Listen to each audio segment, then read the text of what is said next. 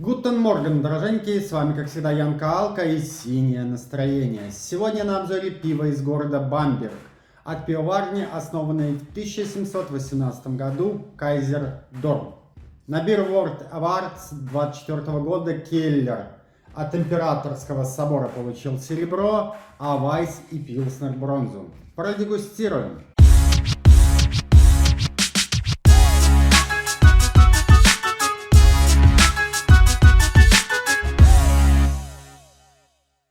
Чем выделяется пиво Кайзердом? Это тары. Как правило, бутылки с бугельными пробками, как на столе, и литровые алюминиевые банки. Думаю, все их видели на полках магазинов. На обзоре у меня 4 классических варианта Кайзера. Это Пилснер, Келлер, Вайцен и Темный лагерь. И 2 новинки в 0,44 банках. Раухбир и ИПА. В новой линейке у них еще появился и Стронг, но в Минске я его не видел. Странно, но также Раухбира от них мне не встречался. Копченка все же более известная от Шлемикерлы, из того же Бамберга, кстати. Ценник пива не самый гуманный. Для масс-маркета Беларуси бутылки мне обошлись по 8 рублей, 7,99, но бывает ценник на них и 9, и 10 рублей в магазинах обычных. А новинки были куплены в 7 пятницах по 6 рублей, по 5,99. Кстати, странный объем банки, как будто это азотки. Или подцепили заразу от МПК. Начнем с Пилснера. Кайзердом Пилснер. Импорт. Пиво светлое, пастеризованное, фильтрованное. Кайзердом Пилснер. Алкоголя 5,0. Экстрактивность начального сусла 11,5. Классический состав, вода, ячменный солод, хмель. Скрываемся. Дымок, все как надо. Чуть-чуть подгашило. Цвет карбоном, как видим, немного. Цвет золотистый, янтарно-белая пенная шапка, среднезернистая. Да, карбона мало, практически нет. Нос. Нос не очень хороший. Нос серый. Нос с цветочками. Прям очень плохой, прям неудачный нос. Да, медовый, плюс сернистый, плюс чуть диацетильный. Я бы не сказал, что это вообще немец. Пробуем на вкус. Ну, горчинка есть. Пустой, абсолютно пустой. На послевкусии ничего. Ужасный, как Пилснер. Чуть-чуть есть хмелька континентального на послевкусии, но совсем чуть-чуть. Изготовлен 31.07.24, довольно свежий. Кстати, срок годности 15 месяцев. Ну, ему только 3 месяца. И он посторонний. Нет, пусто. Дефект в носу мне не нравится. Ладно. Кайзердом Дарк. Второй вариант пива. Пиво темное, фильтрованное, пастеризованное. Кайзердом Дарк. Алкоголя 4,8. Экстрактивность начального сусла 11,5. Вода, ячменный солод, хмель. В составе 0,5 бутылка. 29.04.24 розлив. Все, в принципе, стандартно. Также дымок. Кстати, интересно, что это немецкий темный, именно Dark написано. Не Шварцбер, не что-то еще. Именно Dark. Так, хорошая пенная шапка. Здесь уже мелкозернистая. Карбонизация. Очень темный каштан, рубин. Пена с такой кофейной чуть-чуть тоном, коричневенькая, не белая. В носу. А в носу пусто. Возможно, чуть-чуть потом раскроется, когда пена сойдет, но пока вообще ничего ни хорошего, ни плохого. Вообще ничем не пахнет. Прям вообще пустое в носу. Ни хмеля, ни кофе, ничего. Возможно, раскроется, возможно, это из-за высокой красивой пенной шапки. На вкус сладковатый, пустенький, без хмеля лагерок. но тоже водянистый. Очень водянистый. Чуть-чуть пробивается сейчас кофе после вкусия. Это очень просто, сладковато просто. Даже пустее, на мой взгляд, чем какой-нибудь козел темный. Менее насыщенный. Ну, немножко появилось карамельки. Хмеля нет. Ну, такой, запивать еду пойдет. Но с учетом ценника это очень просто. Это очень просто и такое себе. Так, мой любимый в кавычках стиль пива Keller Beer. Ждем нефильтрованное пиво, да, пиво светлое, нефильтрованное, пастеризованное. Kaiser Dom Keller Beer. Состав: вода, ячменный солод, хмель, дрожжи, экстрактивность начального смысла 11,6, алкоголя 5,0. Изготовлено 29.04, как всегда, 15 месяцев срок годности. Так, смотрим Келлер. Может, Келлер нас чем-то удивит. Я вообще, если честно, я бы его и не снимал, это пиво, оно мне не очень нравится. Но вот эти новинки всех пятницах появились, поэтому я все-таки решил. Здесь прям оранжевый такой цвет, прикольный. Хотя пиво не фильтрованное, но довольно прозрачное. Карбонизация слабенькая. В носу чуть кислинки дрожжей. Вообще все пиво очень слабо пахнет. Да, кофе раскрылось в темном лагере. Пился еще более медовым, дефектным стал. Тоже очень слабый аромат. Очень. Пробуем на вкус. Сладко. Тоже очень сладко, без хмеля. Подмыливает чуть-чуть. Но я бы даже не сказал, что это келлер. Плотности здесь вообще не хватает. Кислинки, кстати, как у многих келлеров есть, здесь ее нету. Дрожжевой, чуть-чуть дрожжевого тона есть. Но как келлер это нормально, наверное. Я, кстати, не сказал бы, что он не фильтрованный. Прям вот с пилснером разницы нет. Он просто по цвету более такой карамелька в нем присутствует как будто. Ну, я ожидал келлера худшего. Ну, окей. Это обычный лагерь. Вообще сладковатый, солодовый. Дальше разочаровывает. И, кстати, все бутылки какие-то коцаные, если вы не заметили. Если вы заметили, вот Фриденфельзер, которому оригинала я делал обзор, тоже все пиво в коцанных бутылках в Беларуси. Так, пиво светлое, пастеризованное, нефильтрованное, Kaiser Dom Weissbier. Состав: вода, пшеничный солод, ячменный солод, хмель, дрожжи, алкоголь 4,9, экстрактивность в начальном смысле 11,5. Изготовлено 07.02.2024.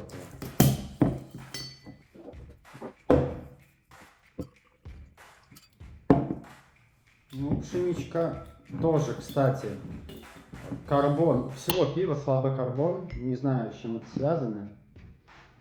Пенная шапка достойная, но оно прозрачное. Прям сильно-сильно прозрачное. Ну, то есть для пшенички это не очень нестандартно. Ну, вот оно выглядит как пилснер. Выдает в нем пшеничку только лишь мелкозернистая пенная шапка. А вот носу яркий банан, отличный аромат. Сразу же, даже несмотря на эту пену, банан очень хорошо слышен. Дальше такая выпечка, белый хлебушек. Хмеля нет, банан на первом плане. Аромат хороший. Такой, да, все-таки затуманенный чуть-чуть цвет. Карбон у всего пива слабый. По вкусу это слабо. Это просто сладенькая, совсем пустая пшеничка. Вот такой пшеничкой можно напиваться условно. То есть тоже под еду. Оно все пиво сладкое, все пиво практически без хмеля. Чуть-чуть есть пилснери, но так не особо. Нос здесь очень хороший у Вайса, но по вкусу это очень слабо. Просто сладенько, да, не кислит, без дефектов, но совсем не полнотело. Такой Weissbier на минималках, сладенький. оно все почему-то разные стили. Вот пшеничка и пилснер, и оно все почему-то какое-то сладкое очень. Как будто вот из России какое-то пиво. Все без хмеля. Странно. Давно я их не пил, и что-то такое у меня ощущение, лучше бы я их и не пил. Итак, Рауфбир. Новинка 2024 года, насколько я понимаю. Bavarian Smoke Beer. Пиво темное, пастеризованное, нефильтрованное. Kaiser Dom Smoked Beer. В составе вода, ячменный солод, дрожжи, хмель, алкоголь 5,3, экстрактивность начального сусла 13,2. Объем 0,44, дата розлива 23.07.2024. Срок годности здесь даже уже не 15 месяцев, а нет, здесь 1,5 года, уже 18 месяцев срок годности. Ну что, Рауфбир. Пенная шапка красивая. Очень похожа на вот этот Dark. И по цвету пенной шапки, и по цвету, можем увидеть, да, и по цвету самого пива. Копченочка есть. Ну да, такая слабая, сладковатая копченка. В ароме вот такие. Недавно ел у мамы копченые ребрышки, вот ими прям и пахнет.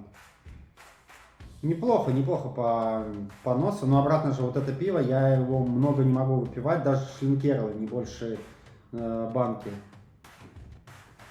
Насыщенный, очень насыщенный нос, копченый, все окей. За этой копченкой она, конечно, все прибивает. Наверное, зря я его, давайте так поставим, зря я его налил, я его последним. Я его последним, пускай подышит. А мы пока возьмем ИПУ. India Pale Ale. Также новинка. Пиво светлое, пастеризованное, нефильтрованное. Kaiser Dom Indian Pale Ale. Экстрактивность начального сусла 11,6. Что-то для ИПы вообще мало. Алкоголя 5,1 тоже мало. Какой-то сессионный ИПА мы будем иметь. В составе вода, ячменный солод, дрожжи, хмель, алкоголя 5,1, да, я это уже сказал. Срок годности, да, 1,5 года, 23.07.24 изготовлено, разлито, 23.01.26 конец срока годности. Давайте лучше сначала ИПу возьмем, потому что Рауфбир мне сейчас забьет все рецепторы своей сладостью, я так думаю. ИПА. ИПА красиво. ИПА карбон. Где-то наконец-то есть. Хотя нет, все равно. Слабо карбонизированная. Пенная шапка уже более высокая, но средней плотности. Ну, цвет не прям вау. Такой. Серьезно. Я не знаю, какой здесь хмель. Не пишет, какой здесь хмель.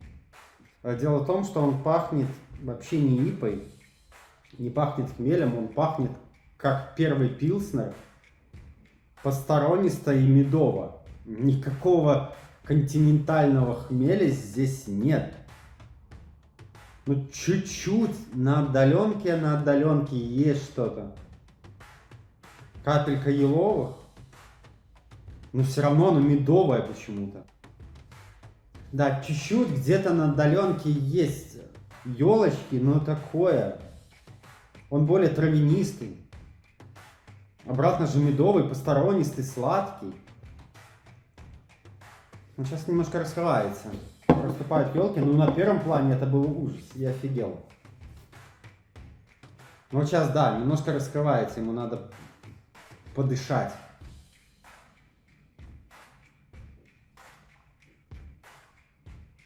Это пиздец. Здесь вообще 0 хмеля. Здесь вообще 0 хмеля. Здесь послевкусие и горчинки ровно 0. Блин, может мне что-то с рецепторами сегодня? Подождите, дайте я Пизинское открою, блин. Я дурак совсем. Может, мне что-то с рецепторами сегодня? Кстати, пилзенская. Нет, здесь аромат есть. О, кстати, сейчас пена ушла, он раскрылся. Вот сейчас ипой пахнет. Вот елочки, сейчас, когда пена прибилась, он запах наконец-таки. Но по вкусу это вообще сладко, просто сладко, нет ни горчинки, ничего. Нет, ну вот хамовники горчат. Так, все окей. В общем, это не до ипа. Ужасно. Это, блядь, вообще не ипа, это я не знаю, что это. Просто эль какой-то. Ну да, в носу сейчас раскрылось, и то сладко-медово-елочно. Не знаю, как вам это объяснить. То есть вроде он пахнет нормально, как ипа сейчас, но есть медовость, сладость. Не сказал бы скунсовость, ну сладость, сладко-медовый аромат вместе с елками вперемешку. Вода водой. Это как ипа очень плохо. Ладно, Рауфбир. Да, копченка пахнет хорошо, все отлично. А по вкусу не насыщенно, вкусненько. Кстати, если закрыть нос, то его можно пить. Блин, оно все очень похоже. Здесь 6 разных стилей. Оно все без хмеля. Оно все сладкое, неполнотелое. Просто сладенькая водичка. Все из этого сладенькая водичка.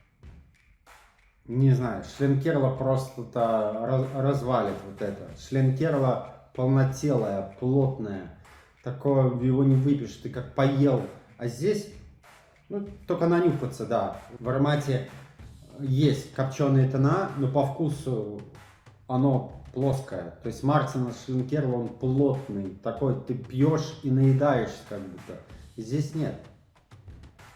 Здесь такое ощущение, что налили обычный Dark Lager и аромки и кинули аромата копчения. Да, они абсолютно одинаковые. Я думал, что это будет получше. И тоже Пилснер. Кайзердом. 3 балла, даже 2 балла. За такой ценник это 2 балла. Посторонний стеноз, хмеля практически нет во вкусе, пустотело, сладковато. 2 балла. Дарк. Вот Дарк вроде как неплох. Сладкий, пустой. Обратно же без хмеля. Crafted Beer написано. Да. За эту цену, блин, это плохо, за эту цену. С другой стороны, что от лагеря Дарка и ожидать? Типа он плюс-минус таким должен быть, ну хотя бы хмель, что-нибудь такой себе. Не знаю, 3. Окей. Келлер. Ну я ожидал худшего, я ожидал кислоты. Он, как и все это пиво, просто сладкий. Кстати, для Келлера он пустотелый. Балла 4, окей. Пшеничка хорошая в носу, внутри пустотела, сладко, опять же, и водянисто. 3, наверное. Не до ипа. Чуть-чуть в носу есть елок, но даже как сессионная ипа это плохо. Это не попадание в стиль, балл 2, не знаю. И Рауфбир это также пустотело, сладко, да, в аромате есть аромат копчения, но во вкусе, послевкусие это просто сладкая вода, не плотная, балла 3. В общем, пиво это не стоит своих денег, по крайней мере в Беларуси. В Беларуси, я повторюсь, оно там от 2-3 доллара стоит. Это все пиво, я считаю, что не стоит вашего внимания от слова совсем. Ни одно из этих вариантов пива я не куплю и вам не советую. Вот такой получился обзор. Подписывайтесь на канал, прожимайте синие лайки и красные дизлайки, комментируйте обзоры, делитесь этим видео.